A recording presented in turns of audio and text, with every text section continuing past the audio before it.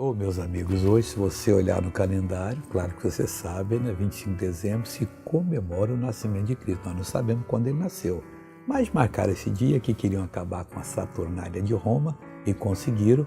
Falaram que era o Natal de Jesus. Era o equinócio de inverno lá no hemisfério norte. Então fizeram isso tudo.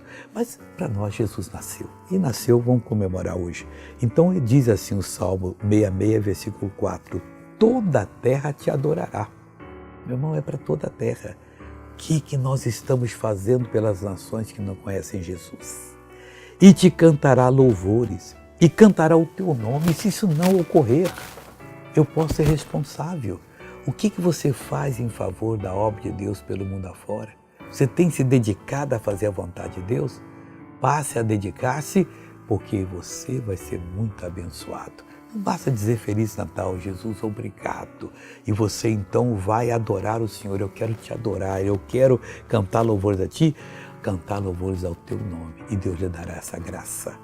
Veja essa pessoa abençoada. O que foi? Eu tinha esse braço que eu não podia quase erguer. E Há agora quanto eu tempo a erguei. senhora não erguia ele? Há 2 anos. 2 anos. Até onde a senhora erguia? Erguei até assim, você Só se tirou. doía muito ainda? Doía muito. E agora? Agora não tem nada. Oh, glória a Deus, que bonito. Vamos orar agora. Pai, muito obrigado por ter enviado Jesus.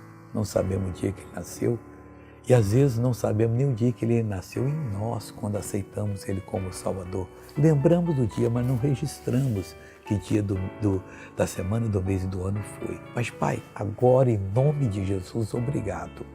Mas eu quero que o Senhor também abençoe essa pessoa e por isso eu repreendo todo o mal da sua vida e digo, seja um adorador de Deus, em nome de Jesus.